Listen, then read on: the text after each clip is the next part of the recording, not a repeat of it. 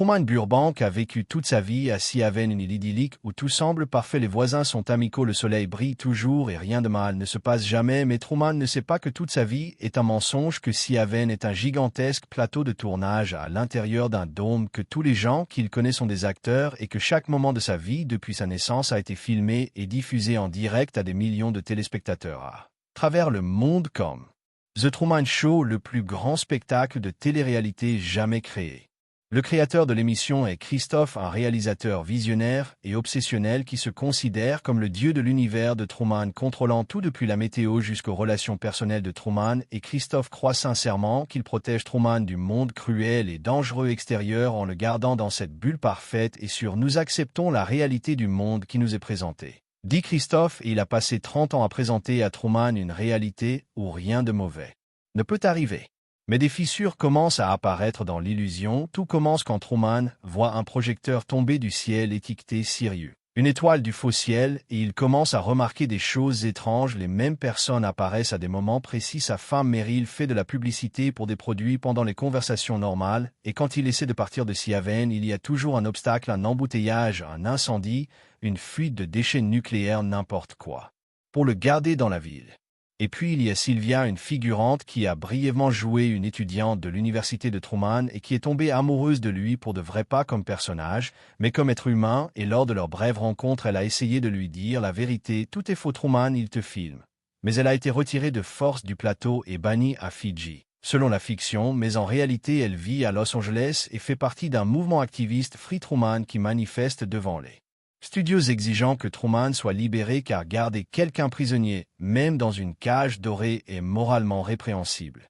Truman se souvient de Sylvia, dont le vrai nom est Lorraine, et elle devient son obsession. Il crée un portrait photo d'elle à partir de magazines et rêve de la retrouver, et c'est cette obsession qui le pousse à vouloir partir, à voyager, explorer le monde, et Christophe essaie de le garder en lui donnant peur de l'eau, en créant un traumatisme d'enfance où le père de Truman s'est noyé devant lui, mais même cette peur ne suffit plus. Truman est déterminé à partir.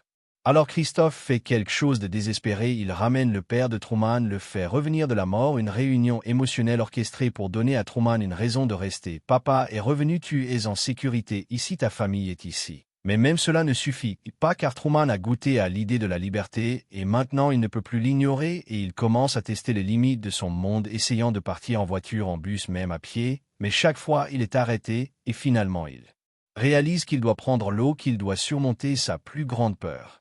Et c'est ce qu'il fait une nuit. Truman vole un bateau à voile, le Santa Maria, et navigue vers l'horizon, et Christophe panique, car si Truman atteint le bord du dôme, toute l'illusion s'effondrera, et alors Christophe fait quelque chose de terrible. Il crée une tempête massive avec des vagues énormes et du vent hurlant, essayant de forcer Truman à faire demi-tour, à revenir à la sécurité. Mais Truman refuse d'abandonner, même quand le bateau chavire, même quand il est jeté dans le même camp.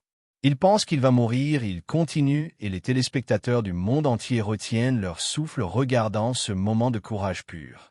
Et puis le bateau frappe quelque chose et s'arrête, et Truman, confus, se lève et touche ce qui l'a frappé, et c'est le ciel, ou plutôt un mur peint pour ressembler au ciel, et lentement horrifié, émerveillé, Truman réalise la vérité, son monde entier est un mensonge, le ciel est faux, l'océan est faux, tout est faux, et il trouve des escaliers peints sur le mur, et il les monte, et au sommet il y a une porte marquée « Exit », et c'est le moment qui changera tout. Et si Truman sortait et devenait un héros, mais le monde réel le détruisait?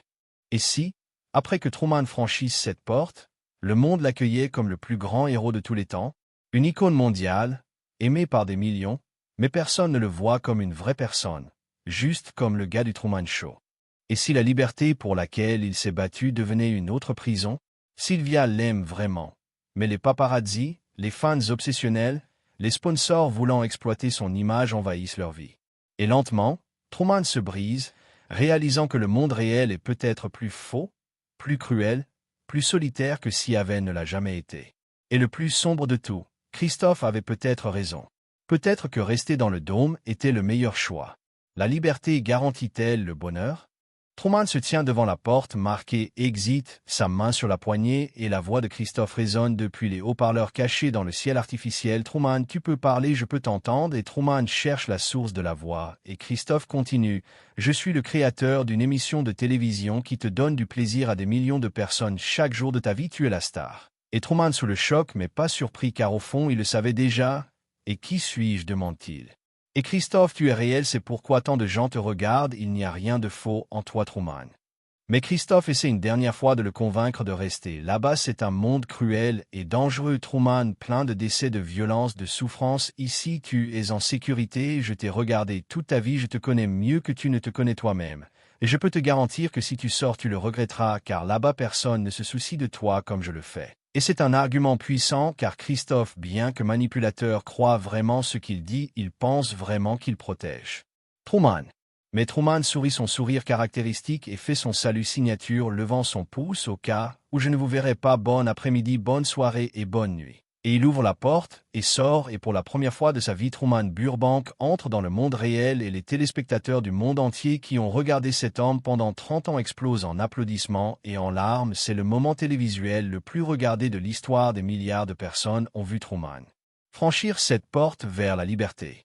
Et de l'autre côté de la porte, il y a un couloir stérile et des gens, des techniciens, des producteurs, des membres d'équipage, et ils le regardent tous, certains applaudissant, certains pleurant, et Truman marche à travers eux confus, submergé, et puis il voit Sylvia Loren qui a couru au studio dès qu'elle a su qu'il sortait, et elle court vers lui, et ils s'embrassent enfin après toutes ces années, et c'est le moment de conte de fées. Le héros obtient la fille, la liberté, est gagné, et tous les téléspectateurs pleurent de joie.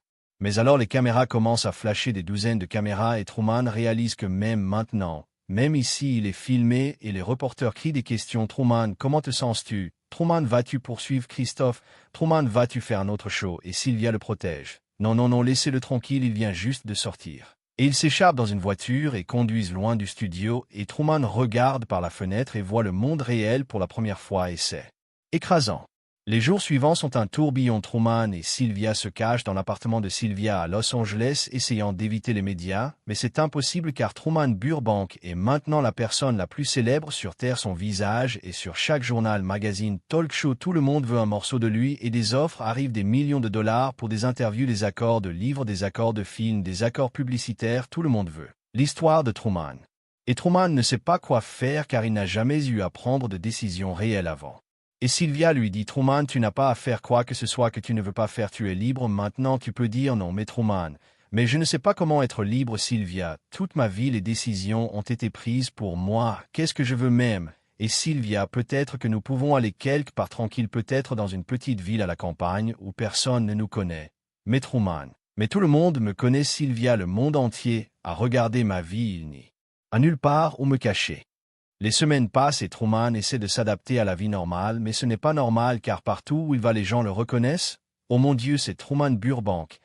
Ils veulent des autographes, des selfies, ils veulent toucher, il comme s'il était une relique sacrée, et au début Truman essaie d'être gentil, souriant, signant des autographes, mais c'est épuisant car il ne peut jamais avoir un moment de paix, même aller à l'épicerie devient un spectacle.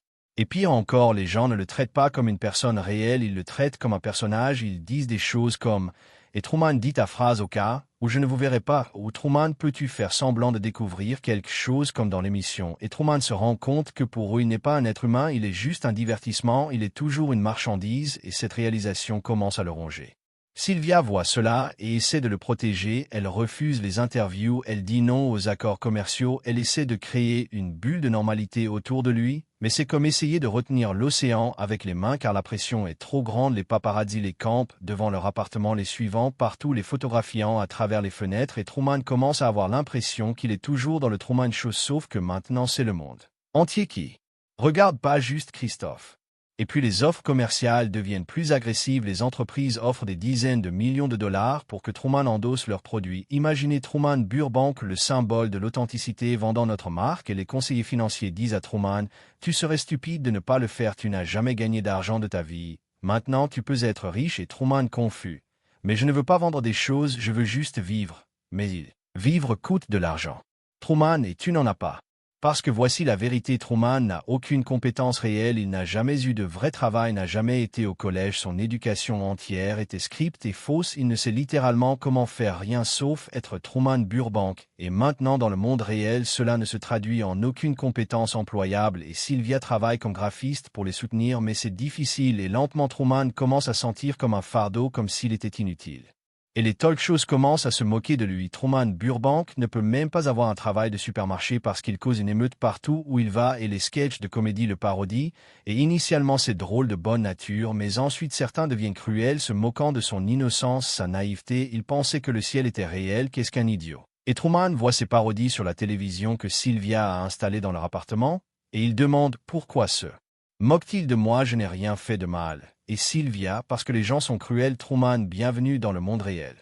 Et puis les théoriciens du complot commencent. Truman était-il vraiment piégé ou était-ce juste une cascade publicitaire élaborée? Et Truman Burbank est un acteur, il était dedans tout le temps, et Truman lit ses théories en ligne et il est blessé parce qu'il a souffert, vraiment vécu une vie de captivité, et maintenant les gens prétendent que c'était faux, et il commence à se demander si quelque chose est réel, si même sa propre souffrance est mise en doute. Que reste-t-il?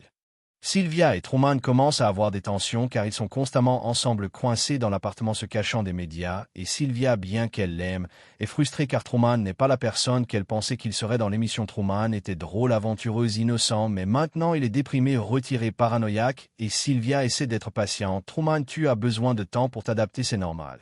Mais Truman, je ne veux pas m'adapter. Sylvia, je veux juste que les gens me laissent tranquille. Et leur relation sexuelle devient compliquée car Truman a été marié à Meryl dans l'émission, mais cette relation était fausse et maintenant avec Sylvia c'est sa première vraie relation intime et c'est maladroit, étrange car il ne sait pas comment être dans une vraie relation. Toute sa vie était script et maintenant il doit improviser et parfois il panique. Suis-je censé faire ceci? Est-ce ce que les vraies personnes font? Et Sylvia, Truman, arrête de trop réfléchir, juste sois toi-même. Mais Truman, je ne sais pas qui je suis. Sylvia, c'est le problème. Et puis Sylvia reçoit des menaces de mort de fans obsessionnels du Truman Show qui la blâment pour ruiner Truman. Et les messages disent « Il était heureux à Siaven, tu l'as sorti, et maintenant il est misérable, tu devrais mourir » et Sylvia est terrifiée, et Truman aussi, et il réalise que même les fans, même les gens qui prétendaient aimer Truman ne se soucient pas vraiment de lui, ils se soucient de l'idée de lui, de l'image qu'ils ont créée dans leur esprit.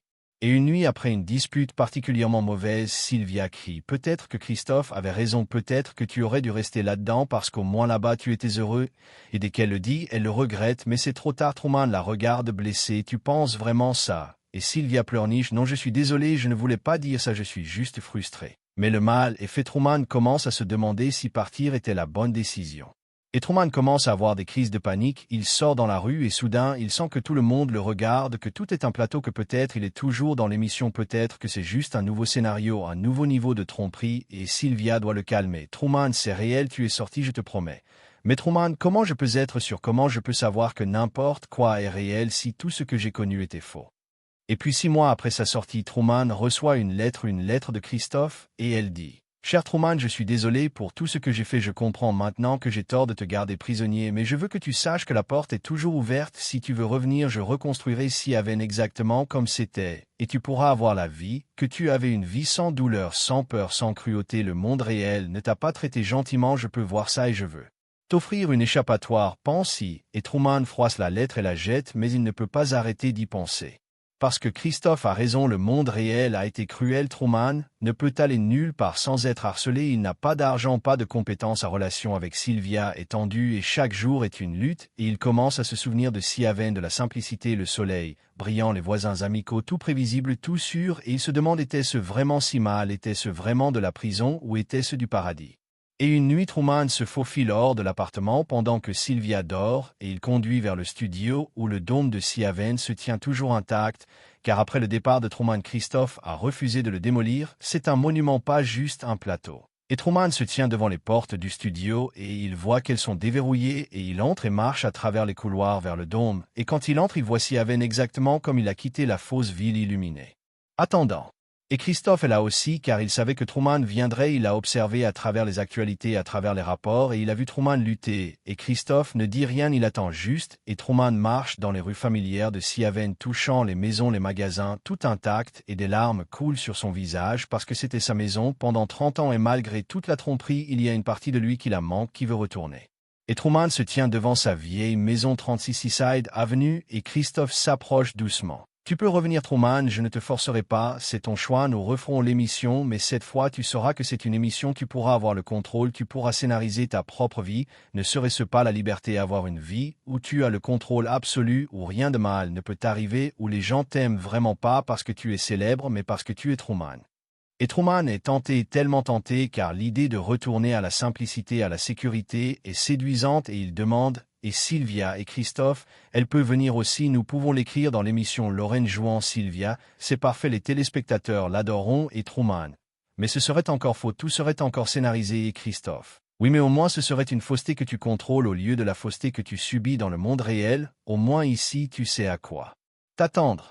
Truman reste dans Sea Haven pendant des heures marchant dans les rues familières se remémorant et puis il retourne au studio où Christophe attend et Truman dit « Je ne peux pas revenir Christophe aussi tentant que ce soit, je ne peux pas retourner à une vie script, même si c'est une vie que je contrôle parce qu'alors je ne ferai que devenir ce que tu étais un créateur d'une réalité fausse et je refuse de devenir toi. » Et Christophe hoche la tête tristement. « Je comprends mais sache que l'offre restera ouverte quand le monde réel devient trop difficile, tu sauras où me trouver. » Truman retourne à Sylvia et lui raconte tout et Sylvia est bouleversée. Tu as envisagé de retourner, comment as-tu pu?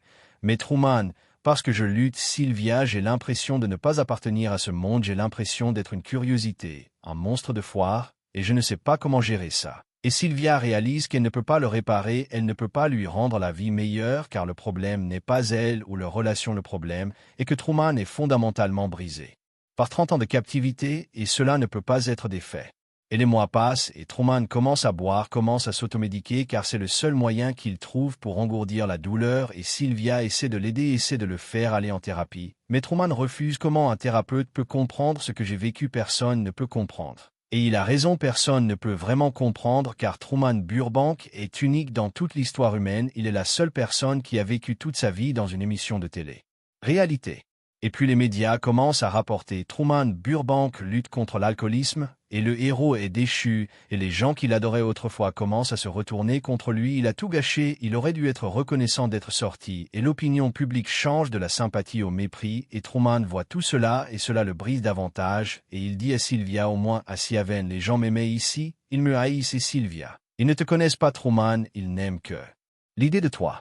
Et une nuit Truman disparaît et Sylvia panique, elle appelle la police, elle appelle les médias et tout le monde cherche Truman Burbank et il le trouve 2 jours plus tard errant dans le désert dehors Los Angeles confus désorienté et quand il lui demande ce qu'il faisait, il dit « J'essayais de trouver le bord, j'essayais de trouver où finit le monde parce que peut-être c'est encore un plateau, peut-être que je ne suis jamais vraiment sorti. » Et ils le mettent en observation psychiatrique et les manchettes lisent Truman Burbank effondrement mental et le monde regarde avec tristesse.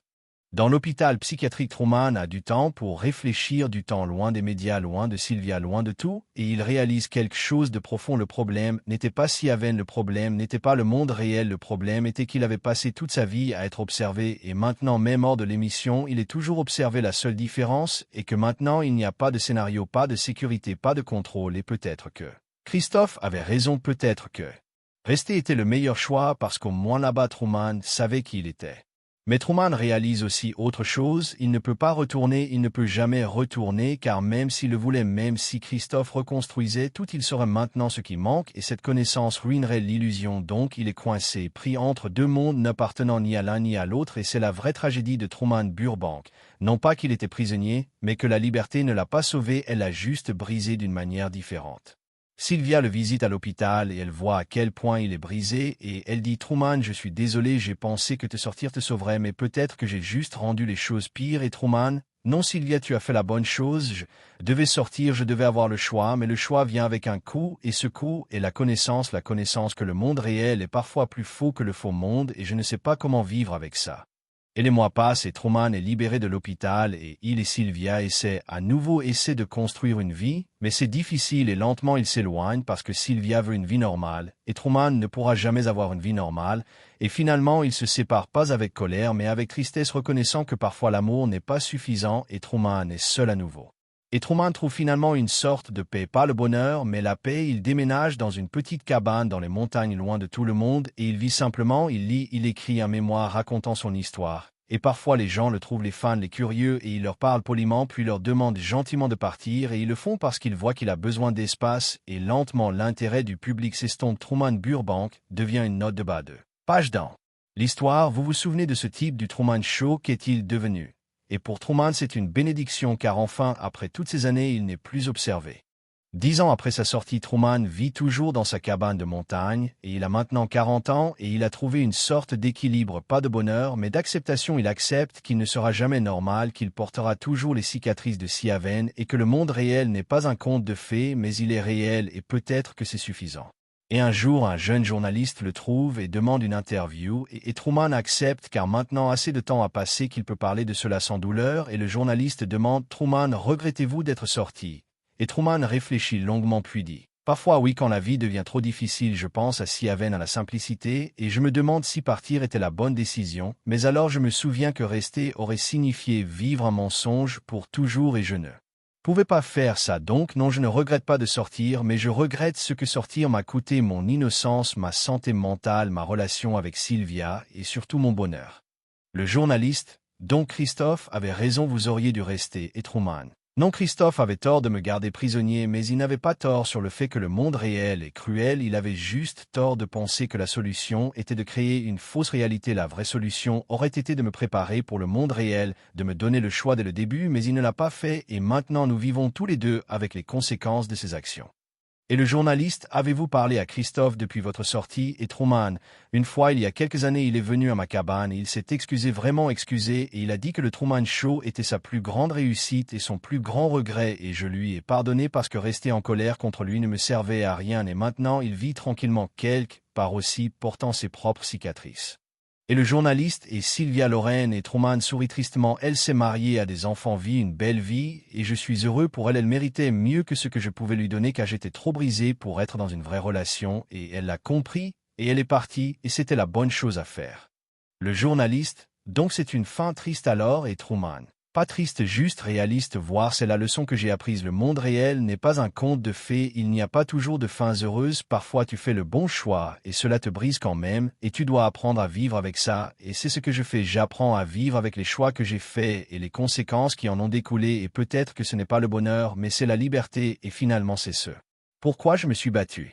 Image finale. Truman assis sur le porche de sa cabine regardant les montagnes, le soleil se couchant, et il y a de la paix dans ses yeux, mais aussi de la tristesse, et peut-être que c'est tout ce qu'une personne comme Truman Burbank peut espérer, pas le bonheur, mais la connaissance qu'il a fait le bon choix même si ce choix l'a brisé, et peut-être que c'est suffisant, peut-être que la liberté vaut la douleur, et peut-être que Christophe avait tort après tout, ou peut-être qu'il avait raison et nous ne le saurons jamais vraiment. Les gens me demandent si la liberté valait le prix. Et honnêtement, je ne sais toujours pas. Sortir de Siaven était la chose la plus courageuse que j'ai jamais faite, mais cela m'a aussi brisé d'une manière que je ne peux pas réparer. Le monde réel n'est pas le paradis que j'imaginais. Il est dur, cruel, et souvent plus faux que le monde fabriqué que Christophe a créé. Mais c'est réel. Et peut-être que c'est tout ce qui compte. Christophe m'a offert la sécurité, le contrôle, une vie sans douleur. Mais il m'a aussi offert une cage. Et même si cette cage était confortable, c'était toujours une cage. Alors oui, j'ai choisi la liberté. Et oui, cela m'a détruit. Mais au moins maintenant, quand je souffre, c'est ma propre souffrance. Quand je lutte, c'est ma propre lutte. Et peut-être, juste peut-être, c'est ce que signifie vraiment être libre. Pas l'absence de douleur, mais le droit de ressentir cette douleur pour moi-même.